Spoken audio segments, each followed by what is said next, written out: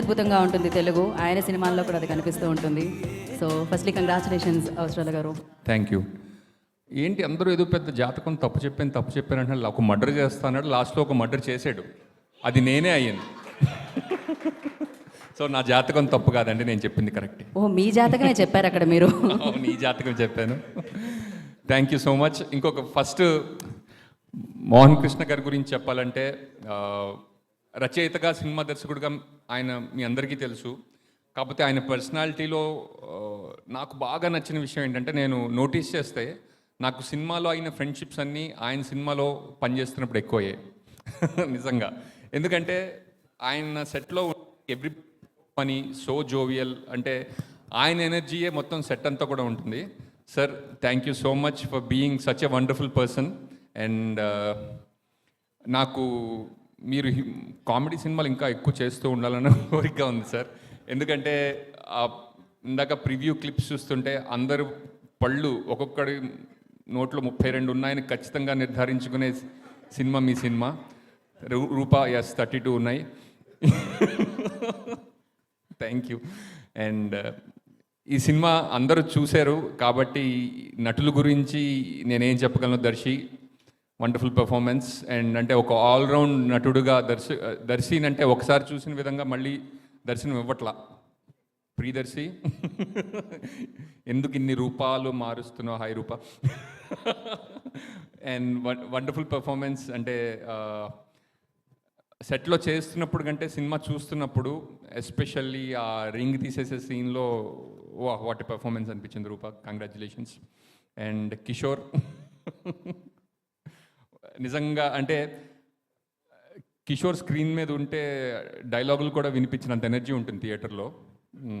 అది ఎట్లా.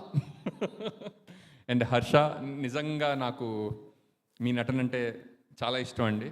And Bhargava thank you. Vinda garu and what a journey with you sir.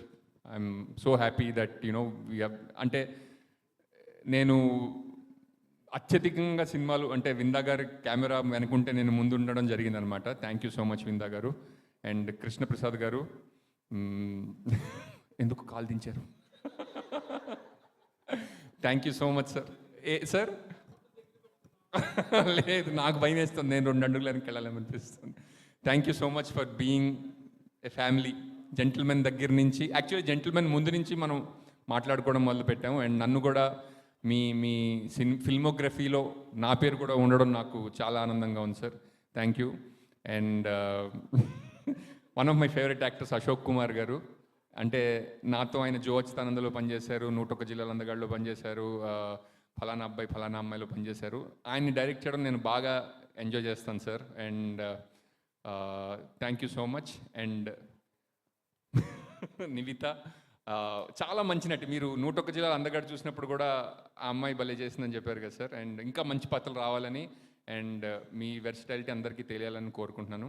And ఇంత ప్రాజెక్ట్ని అంటే లాస్ట్లో మీరు క్లైమాక్స్ చూసినట్టయితే ఉన్న నటులందరూ అక్కడే ఉంటారు. అండ్ ఇటువంటి ప్రాజెక్ట్ని హ్యాండిల్ చేయడం చాలా కష్టం, ఎస్పెషల్లీ స్కెడ్యూలింగ్ దాంట్లో ఆలోచించినట్టయితే కనుక. సురేష్ గారు thank you.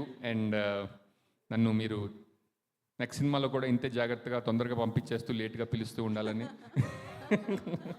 And direction team అందరికీ thank you so much. Vamshi wonderful. And Geetha garu చెప్పండి. అయిపోయింది. ఏం సందేహం లేదు, మీరు మంచి డైరెక్టర్. ఏం సందేహం లేదు, మీరు మంచి యాక్టర్ కూడా.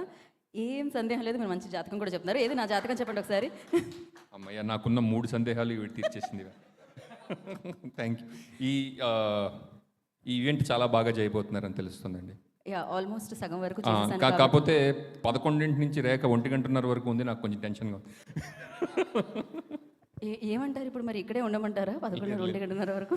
లేదు. Thank you so much. 1:30 లోపు ఏమైనా జరగాలి, మీకు కాల్ వస్తుంది చెప్పండి. థ్యాంక్ యూ సో మచ్ అండి. Thank you so much. Thank you Srinivas గారు. హ్యాపీగా ప్రశాంతంగా వెళ్ళి కూర్చొని చూడండి.